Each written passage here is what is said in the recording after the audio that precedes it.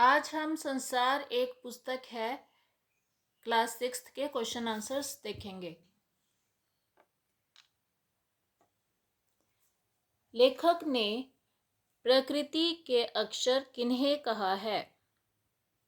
उत्तर, लेखक ने पेड़ पौधों, पत्थरों, हड्डियों आदि प्राकृतिक चीजों को प्रकृति के अक्षर कहा है।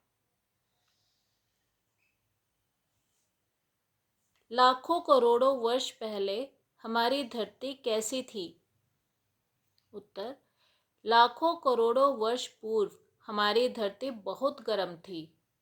इस पर कोई जीव नहीं था। बहुत बाद में आकर जब पृथ्वी ठंडी हो गई, तब जाकर इस पर वनस्पतियां और जीव उत्पन्न होने लगे। मनुष्य बहुत बाद में पृथ्वी पर आया। दुनिया का पुराना हाल किन चीजों से जाना जाता है? उनके कुछ नाम लिखो। दुनिया का पुराना हाल पत्थर, हड्डियों, जीवाश्म, धरती की मिट्टी की परत आदि से जाना जा सकता है। गोल चमकीला रोड़ा अपनी क्या कहानी बताता है? उत्तर, गोल और चमकीला दिखाई देने वाला रोड़ा पहले ऐसा नहीं था। पहले वह चट्टान का एक टुकड़ा था। वह भी किसी पहाड़ के नीचे की जमीन में पड़ा होगा। पानी के साथ बहकर वह नीचे आ गया। पानी के साथ निरंतर ढकेले जाने के कारण उसके कोन घिस गए। दरिया उसे और आगे बहाकर ले गया। इस प्रकार की निरंतर प्रक्रिया के साथ वह गोल और चिकना हो गया।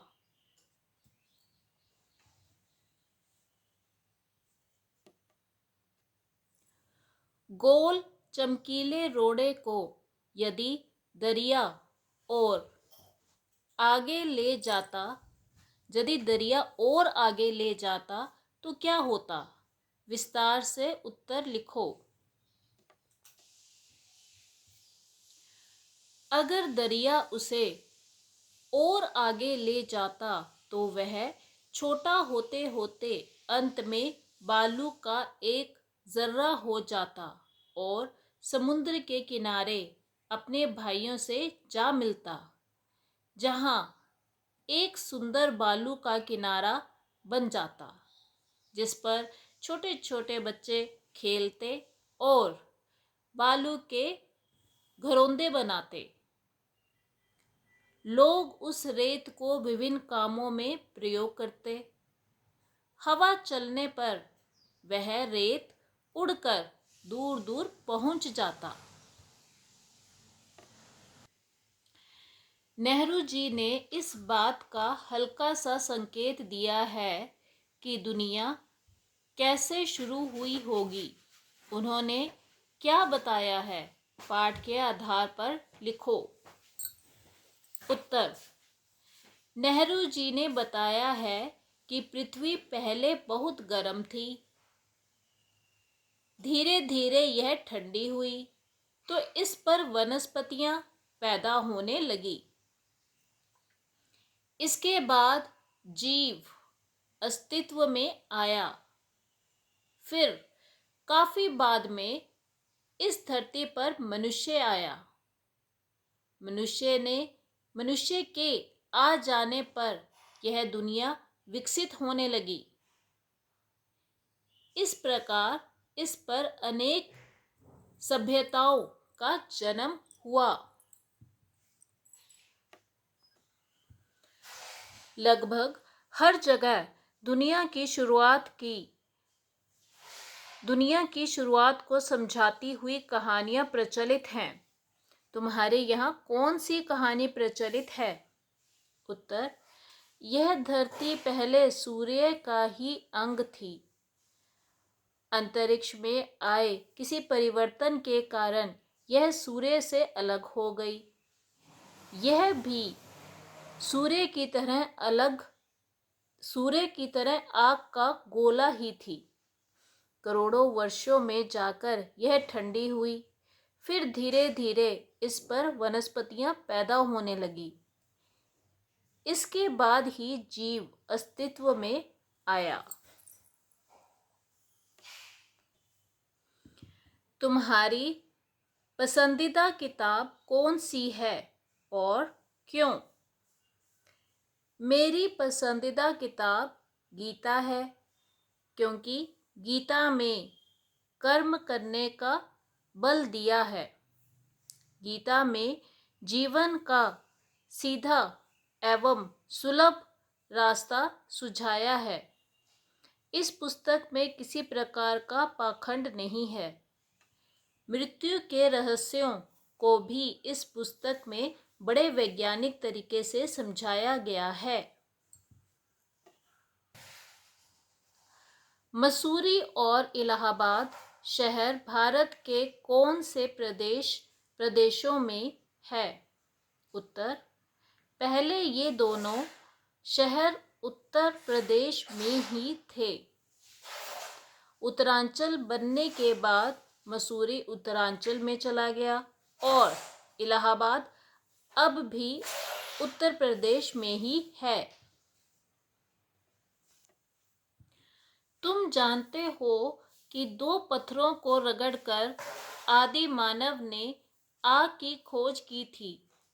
उस युग में पत्थरों का और क्या क्या उपयोग होता था? उत्तर, उस युग में पत्थरों को हथियारों के रूप में प्रयोग किया जाता था। बाद में वे उनसे अपने घर भी बनाने लगे थे।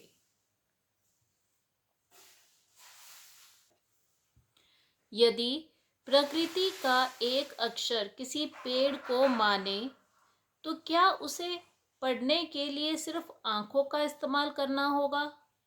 उत्तर, नहीं, ऐसा नहीं है। हम उसको छूकर भी उसके बारे में जान सकते हैं। हर चीज के निर्माण की कहानी होती है, जैसे मकान के निर्माण की कहानी, कुर्सी, गद्दे, रजाई के निर्माण की कहानी भी होती है। इसी तरह वायुयान, साइकिल अथवा अन्य किसी यंत्र के निर्माण की कहानी भी होती है। कल्पना करो, यदि रसगुल्ला अपने निर्माण की कहानी सुनाने लगे कि वह पहले दूध था, उसे दूध से छेना बनाया गया, उसे गोल आकार दिया गया, चीनी की चाशनी में डालकर पकाया गया, फिर उसका नाम पड़ा रसगुल्ला। तुम भी किसी चीज के निर्माण की कहानी लिख सकते हो। इसके लिए तुम्हें अनुमान और कल्पना के साथ उस चीज के बारे में कुछ जानकारी भी एकत्र करनी होगी। इसी प्रकार कुछ और चीजों के बारे में अनुमान लगाओ और बताओ। ताला, कुर्सी, रजाई। उत्तर, ताला। ताला लोहे से बना होता है, उसको लोहार बनाता है। अब तो ताले फैक्ट्रियों में बनाए जाते हैं। जब हम घर से बाहर जाते हैं तो ताले का इस्तेमाल करते हैं। कुर्सी। कुर्सी का मूल रूप लकड़ी भी है, लोहा भी है। मिस्त्री कुर्सी बनाता है। कुर्सी बैठने के काम आती है। जब कोई अतिथि आता है तो उसे कुर्सी पर बिठाया जाता है। रजाई। रजाई का मूल रूप कपास है। एक प्रकार की चरखी में कपास से बिलोने अलग करके रुई निकाली जाती है। रुई को धुनकर उसी रुई के धागों से बने कपड़े में उसको भर दिया जाता है। जब सर्दी आती है तो हम रजाई ओढ़ते हैं।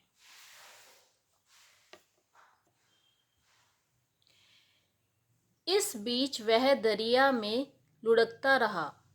नीचे लिखी क्रियाएं पढ़ो। क्या इनमें और लुढ़कना में तुम्हें कोई समानता नजर आती है? ढकेलना, सरकना, खिसकना।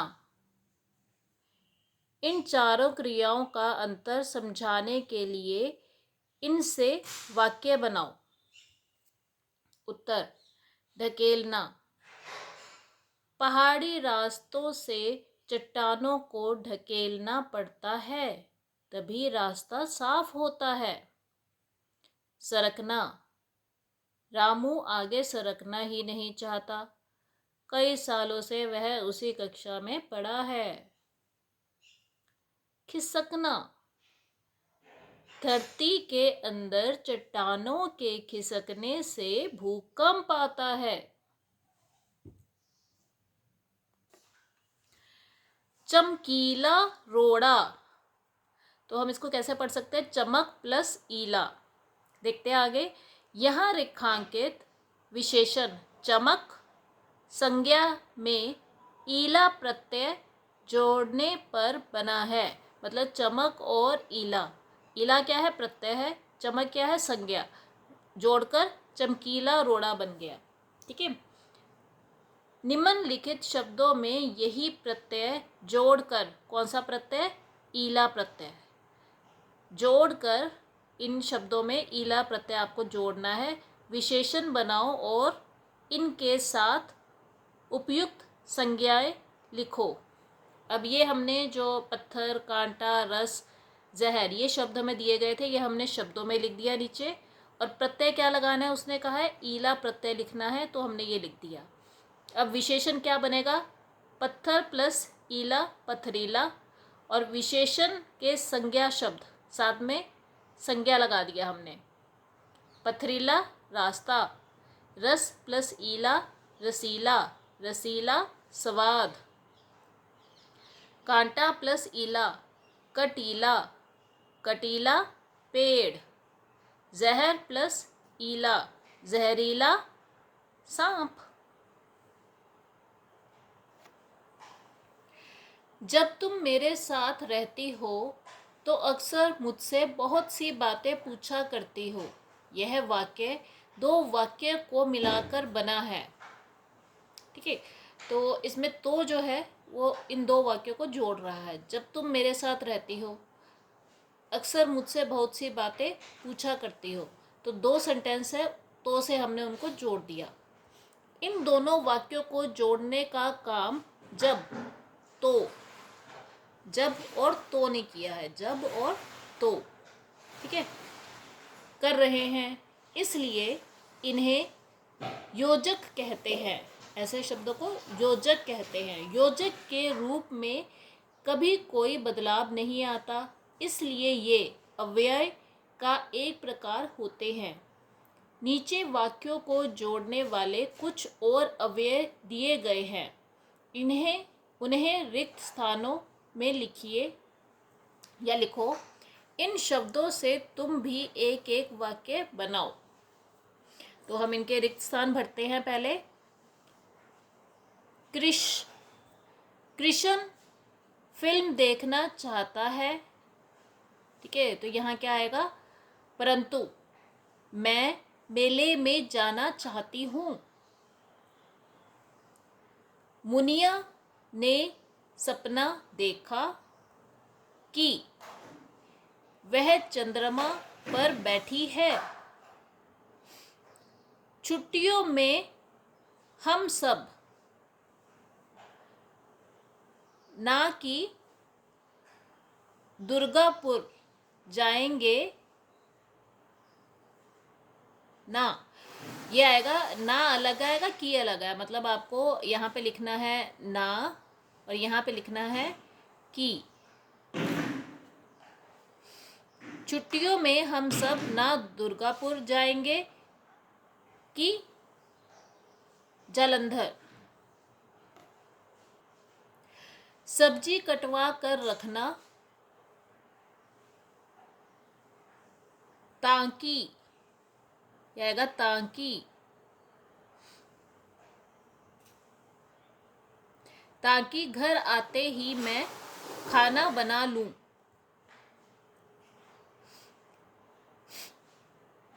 यदि मुझे पता होता, यदि,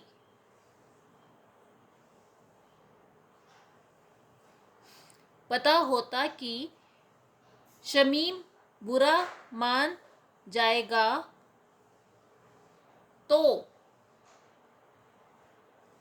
तो मैं यह बात ना कहता।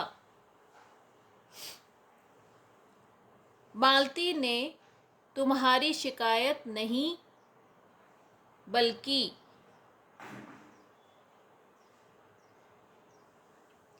तारीफ ही की थी।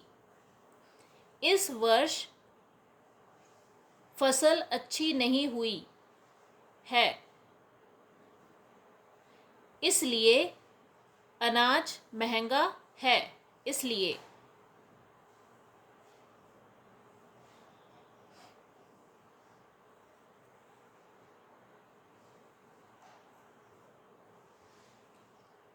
विमल जर्मन सीख रहा है, या जर्मन सीख रहा है या फ्रेंच।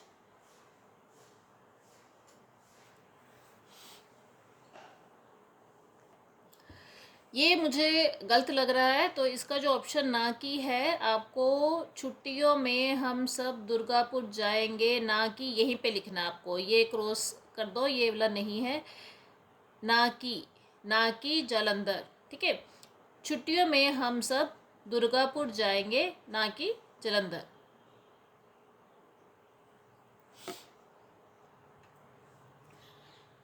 परंतु बादल गरजते रहे परंतु बारिश ना हुई।